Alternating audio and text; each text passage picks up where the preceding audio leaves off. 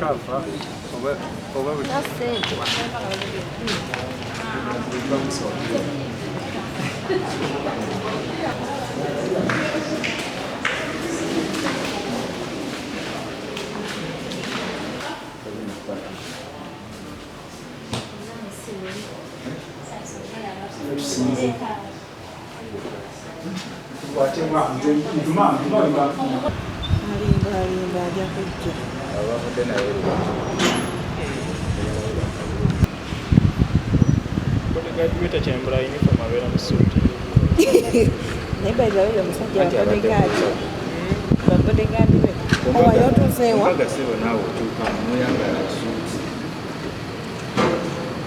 Katikkiro Charles.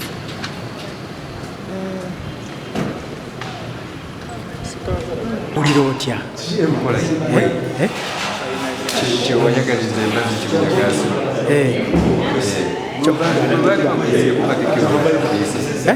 Katikkiro yali amuyiseeko. Wangi? Oli atanga tutidde ku musisinkano. Takuba. Ogenda mugamba ki? Tusinkana kabaka ow'ebweru. Dayira. Abantu abo bagambe mugenda mugamba ki? Tugenda mugamba tugenda mu Ndya zange. Ono muveeko wamma. Awaveeko.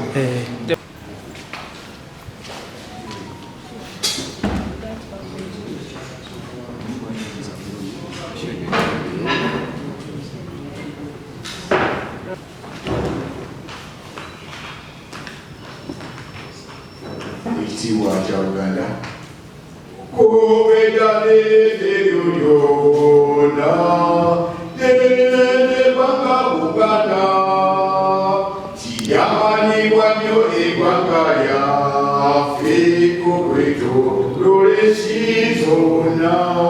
Katikkiro tubasanyufu nnyo okusinkana omukoofisi taata okuba bakisa okusinkana ffe baani era bawanabo ensabale kituleko okubaleko tubaweleza enneewoleera amalyokunanyiza obala omukama wange sikyama okusinkana era nzanyo eyanzeeko naye nanze senderera muhamedigaali nkolera kwebisibyesi era nkolera mu kitongole ekyamawulire nemutimbagano ekyajimito netumutufeerera kinamudakimiza ebiri n'ekinanamakimiza munaana ebyokujjajja munnange nabudukendi sharifu akola program bakutombalire ku 88 ssaawa 5 ez'ekiro twakusaawa 6 ez'ekiro. Mukama waffe twasalawo ate okutuusa obubaka nga tuva mu mawulire tubuyisa ate mu nnyimba era twakola okunoonyeza mukama wange ebibaffe basookera ddala Ndya zange tugenda okutongoleza vidiyo tunoonyeza twalaga nti gwomu basooka okuwulira ku bibalafoolo era okutwakola ffe okunoonyeza mu ngeri y'abannamawulire naye Katikkiro basooka okuwulira ku bibalafu kyokka ekyasinga tutusanyula nnyo nti walwagala nakamala tukamazi era okukolera emirimu mukama wange oluyimba olaba twalwagala nnyo nga tutanga vidiyo okufa obufi ate nawe okutegeeza bulijjo nti tulina okuyiiza enkulaakulana tusalawo tugendeko mu kuyimba okutegeeza abantu babene kubaka obulungi tusobole okugjayo ku jamba n'okulaba n'ekimu kyaffe tetulina ekyokuyimba nga 16 omwezi guno gwenyini gw'omukaaga olujja tugenda kusaba okula vidiyo oluyimba lwaffe Ndya zange kibadde kya Ndya z'amaanyi mu Katikkiro okusaba okula vidiyo eyo nga bwe mukolo ogusookedde ddala okuba ku siteegi babiri naffe tutuuse ensonga ng'ate nabo bamufaani waffe kati taberedde ensonga lwaki mukama wange twasalawo okuba omukisa tukusinkane okutegeeza ekisaawe kituyingiridde ate otwera omukisa mukama wange era otulambike gyetulaze ng'abavubukaabo gyetusaanidde okukola okugattako ebitulina sebo tubasanyufu nnyo okuba tuli wano era ensonga etuleese olunaku olwaleero okutuwa omukisa Katikkiro ayina okukakasa nti mutuufu tuyingiridde ekisaawe ekyo nga 16 ensi egenda okulaba vidiyo eyo okukenono mu woteero emengo mukama wange byandisebo tweyanze tweyanze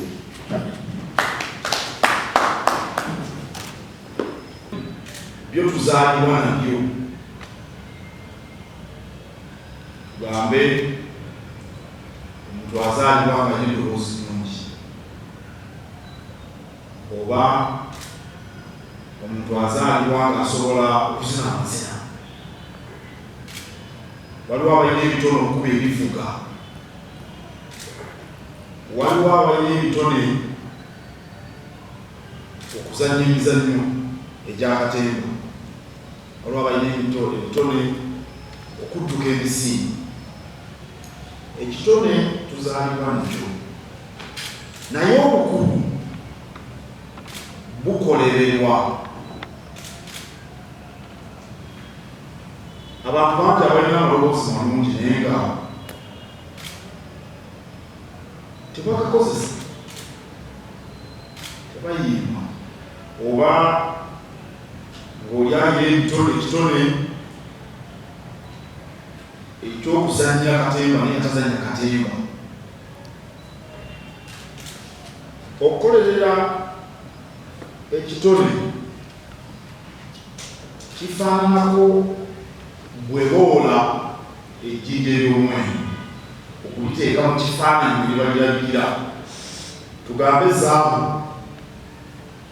bamusima mu ttaka, ne zaabu bwe tulaba oba empetanga zino wano zaabu bamwola okwola wagala n'okussa ekintu eky'omuwendo mu kifaananyi kyoyagala kirabikire. Bayinza okuba feeza, bayinza okuba amayinja agatengenga ne bayita diamond. Omusambi w'omupiira omulungi ayinza okuba yazaalibwa n'ekitone ky'okusamba omupiira, naye bw'aba okufuuka omulungi ennyo ate okukikolerera, ate kugenda ku kisaawe bonna n'akola viiyo ne bamutendeka ne bamusomesa n'alabira ku balala. Okwo kwekwola ejjinja ery'omwenge. Era abantu mu nsi abasinga okuwangula be bamanyi okukolerera obukugu bwabwe bulabike.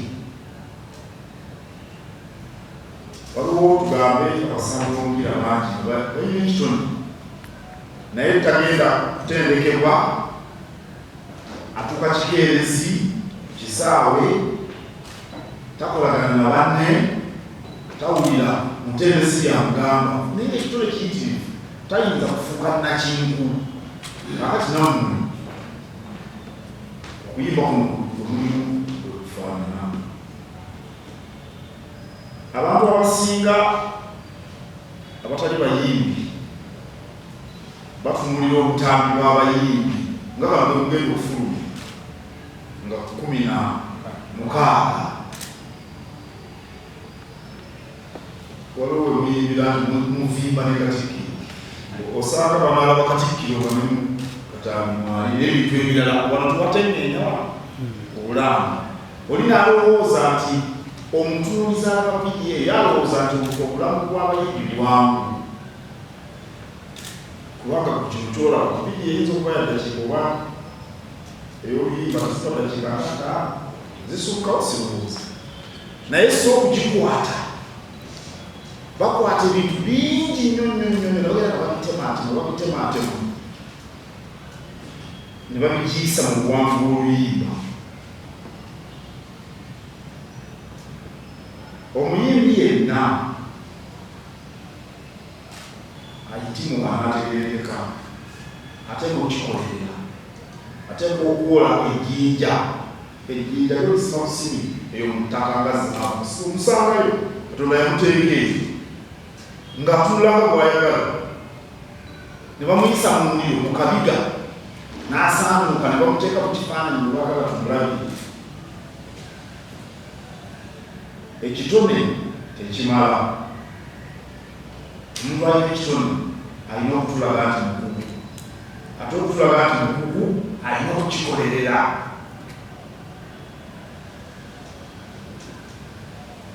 Muhammad Byayi ne Sharifu Kere oliwemwogola oliweeguddu mukyali bavubuka emyaka egy'obuvubuka mwe twevumbulira era omusomesa eyo yakugamba ntitoliza kugenda mu studio yakikugamba oli mwana muto natunafuka mu myaka egy'ekivubuka kakati mu myaka gy'ekivubuka okivumbudde tosobola okukola kuledi ne mu studio otuukayo mu myaka egy'obuvubuka mwe twevumbulira ate ne tukuza obusobozi obwo bwe tuba twevumbuddemu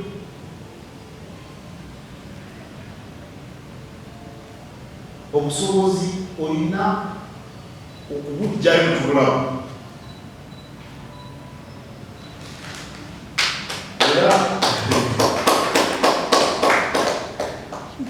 era omuganda agamba nti olweyoteza olumu ebikoleranye balya sirowooza nti mwena abali bano waliwo ategedde era okitutegeeza epokale nnyo kere nnyo ebitegeeza naye mukusaba mukusaba edda abantu bayinza okumulita naabi omuntu yagenda mu kutabaaliyo nakomawo naki tanaabi nanandikana okukyuma kati oluusi nga bagenda nebeyoteza mu kasana ensekere nezibawukako naki tosobola kugenda kweyoteza mulundi gumu nolowooza nti ekikyuma kikuweddeko naye kyebaali bategeeza mu ekyo nti ekintu kyonna kyokola nokidingana baali bali ku buyonjo nayeyonja tanaaba lumu buli kaseera abeera anaaba kakati mutandika butandisi muli bakozi baffe ku rediyo okwo mukisa gyemuli kubanga oluyimba lunenera zimunayimba zijja kuwulirwa nga bazisanya ate oluyimba lutayimba ku CBS luno gisinga telumanyika bwekiri kakati mumukisa ogwo mumulina naye omukisa gira yetegese omukisa gira yetegese ekyamazima omukisa abantu kibaita omukisa muntu abeera nakyakikoleredde bw'oba okuteba golo eya buswayira swayida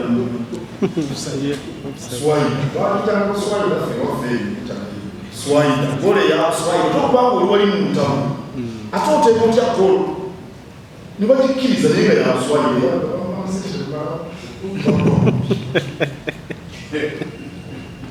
naye babiriri mumutamu tosobola kubanga oli eri mu senta nolowooza nti ojjako nobako golo lyoteba newagireekamu ntimuswayira otokubanga oli kumutamu omukisa bakukolere oteeka okukolerera omukisa kati okuba mukola ku CBS oba omukisa mukweyambisiza mutya awo nno tubasubiramu ebiwuliriza bingi kubanga kayimba kemba manyikunzi kakyalikamu kati olaba kano kavuddeyo okusinga ndozenddamu naye buli kimu kyakuddingana kyakuddingana nno mbeebaza mbaagaliza okutongoza obulungi abantu bakola batibabulakennonote nendaba bano abavimba ne Katikkiro bakolera eri mubalabe mbawagire mubazzemu amaanyi towuliriza muntu yenna ayina ayogera binabiira abantu batuyumba ne bwokola ekirundi ekyenkana omulala ayogera kiri bwokola ekiri omulala ayogera kiri bwokola okozi olaba ekituufu ekisaana kale mwebale nnyo okumpuliriza era mbaagaliza okutongoza ndya zange okutongoza okubeeremu obuwanguzi katonda muli mutya muwulira mutya kaka tutandike ne Lukenge sebo omanyi katonda era nga Katikkiro bwatugambye nti omukisa gusanga yeetegese nze mbadde simanyi nti Kamala byonna asobola okutuyita tetubadde mu nteekateeka yonna ndala wabula Sendege ne Lukenge nga bayitiddwa olw'okayimba akalungi buli omu kamukwatako akandya zange Katikkiro naye yakanyumirwa nnyo kamunyumira so nsanyuse nnyo sigenda kujja mpaka enkya sigenda kulya ku kintu ekyo nakuba ndi musanyufu n'okukkuta nzikuse naye bannaye mujje mutuwagire nga 16 lwe lw'omukaaga lwa sabbiiti erejja Kenron Hotel nammwe mulabe ekipya kyetugenda okusafu. Mukulu taata webale kulambika nsonga kati azovuna abantu abagamba ki bannayuganda ku lunaku olwo abantu kyebagamba ekisooka essanyu lyamaanyi kiyimba Katikkiro bwe tugenda okusaba okulya biki aluyimba okuba ku kigambo ekitandika mpakisembayo ate ekyokubiri nti atuyise ntumusisinkana olwokuba ntukolya mengo si kyamukusisinkana Katikkiro ate nga azze ku nsonga enkulu enyingi batutongoza bibyafaza kulina mukaaga Kenron Hotel so tulowooza nti kasita Katikkiro akikonyeemu nakkiriza oluyimba n'asaba n'abantu okutuwalira mpozi ng'olina ttima tuba twakukola ki wetujja kulaba yeegoofaaki tuba twakukola ki so tusaba mujje mutuwagire lw'omukaaga mulabe ekipya mulabe nti waliyo bamawule basobola okubeerayo eno ate nga n'okuyimba bayimba ate nga bannammwe bafundi sojas abadde eno banoonya amawulire bagafeffeta tyagaasa anyose buli kimu naye nga tusazeewo ate okwenyumira okudda mu nsonga eri okutuusa obubaka nga tuyita mu bivuga ebyo webale nnyo ssebo